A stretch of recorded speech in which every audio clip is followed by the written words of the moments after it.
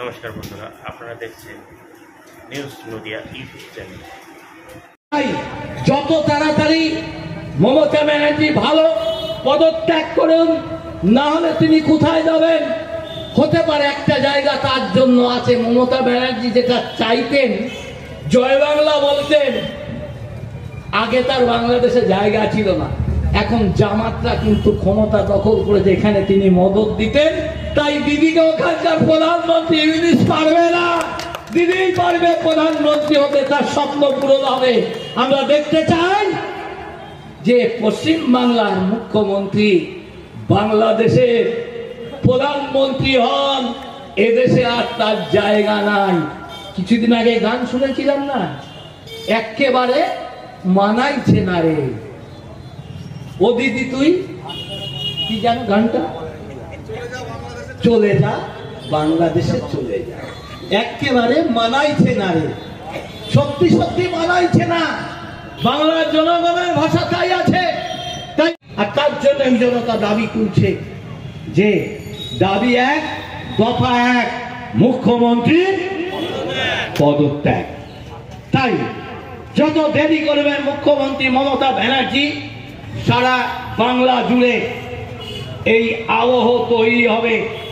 আমরা দেখলাম শুধু একজন সাংসদ নয়, তার মেয়ের কান্নায় তিনি ঠিক থাকতে না পেরে সত্যি কথা বলে দিয়েছেন এবিপি আনন্দের কাছে। আরেকজন সাংসদ, তিনি হচ্ছেন রাজ্যসভার সুখেন্দু শেখর রায়, তিনি তার এক্স হ্যান্ডেলে অর্থাৎ টুইটার হ্যান্ডেলে তিনি পোস্ট করেছেন এই ঘটনার বিরুদ্ধে। তাই তাকে লালবাজারের পুলিশ ডেকে পাঠাচ্ছে জিজ্ঞাসাবাদ করতে। মুখ্যমন্ত্রী মমতা ব্যানার্জি কতটা বড় ক্রিমিনাল, কি তার নিম্ন মানসিকতা! তিনি ছোট ঘর থেকে উঠেছেন নয়, তার মানসিকতা নিচু। আর তাই সেই সুখেন্দু শেখর রায়কে, সেই বিনীশ গোয়েলের দলবল তাকে ডেকে পাঠাচ্ছে। সেই দলেরই সাংসদ, বরিষ্ঠ সাংসদ, এমপি, রাজ্যসভার জ্ঞানীগুণী বিদ্যানন্দের মধ্যে, যদিও তারাও চাটুকার।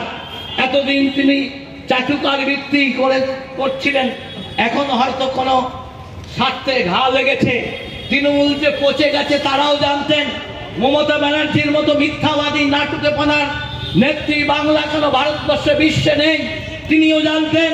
তাই স্বাচ্ছন্দ্যে এতদিন চাটুকার বৃত্তি করেছেন, এখন আর থাকতে পারছেন না। আসলে ধর্মের কল বাতাসে নড়ে। তিনি এখন হাইকোর্টের দরজায় গিয়ে তিনি চাইছেন নিরাপত্তা হাইকোর্টের কাছে। রাজ্য সরকার একে দিচ্ছে না কেন?